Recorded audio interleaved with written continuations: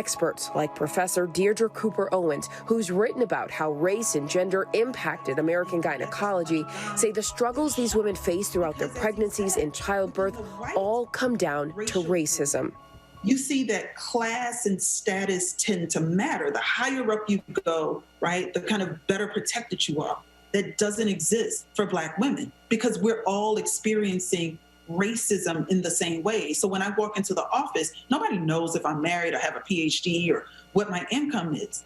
The assumption is I might be lying, maybe I'm promiscuous, maybe I don't eat well. I should still be given fair treatment and equitable treatment by my doctor. My first pregnancy, my birthing experience was pretty traumatic.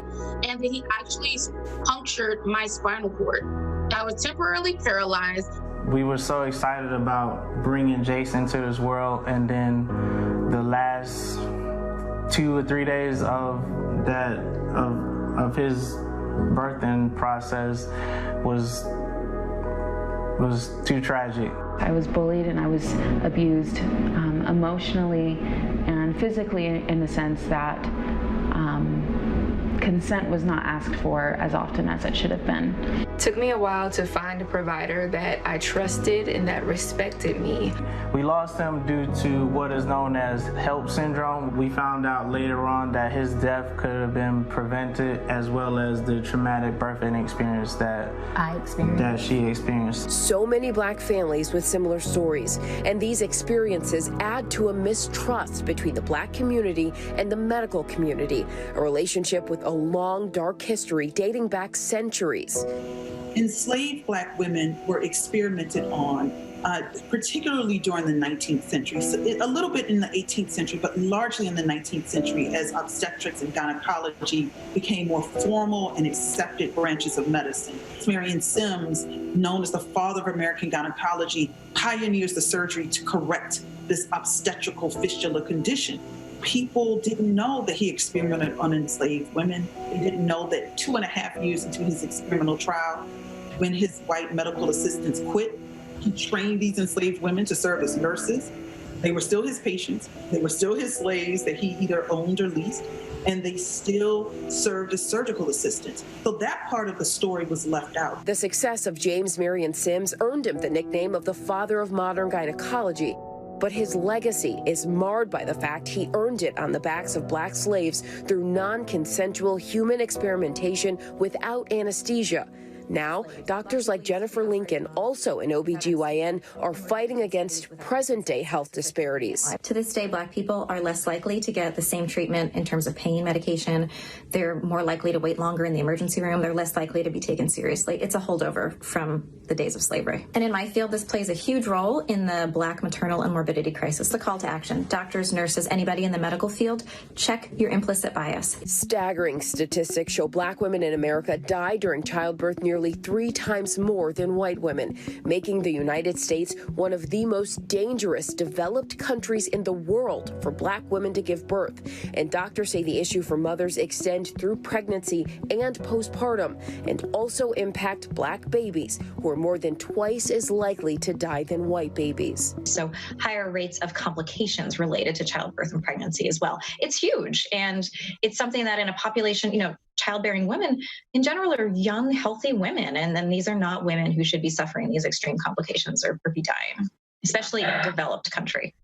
So what do you think can be done for medical professionals already out there to address this? I think that in reading and listening and understanding why there is fear and distrust of the medical system for certain racial groups, and it's not a personal thing, but it's a whole generational and societal thing. I still have to stop myself every time I'm caring for somebody who looks different than me, and I always check. And I say, am I delivering the same level of care here?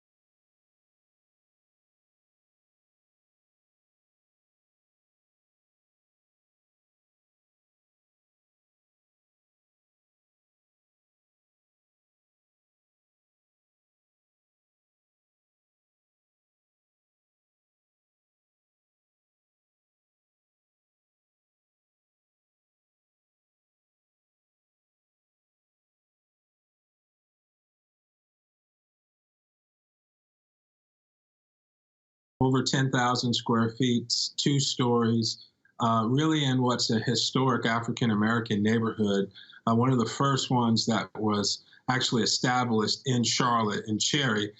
It's no longer that way. It's probably about a third African-American today, but it represents really a real threat in terms of for the whole city and the whole region because of the high number of abortions that take place there. Pastor Rogers, you opposed the opening of this clinic. Tell us about that. It's genocide in our community when abortion rates are going down across the population, except for Black people. Any, in my opinion, African-American pastor that does not care about this really needs to do a heart check. You know, Jesus called us to care about these kinds of moral issues, and the life of the unborn is the top, in my opinion, moral issue of this day. So we can't sit back and allow this to just set up in our community with absolutely no pushback. What response have you received from the Black community about the clinic, Kevrick? Well, many of them are frankly surprised because the clinic came in kind of dubious, in a dubious way.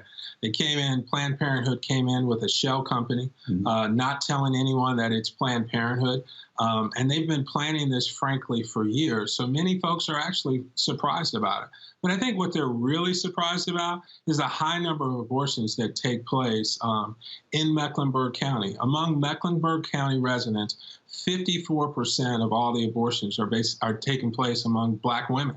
And we're only 30% of the population. And then across the state of North Carolina, it's 45% of all the abortions are performed on Black women when we're only 21% of the population. So it's really a surprising number. We've seen just an overwhelming support from African-American churches here to say, hey, we're rising up and saying we've got to do something different.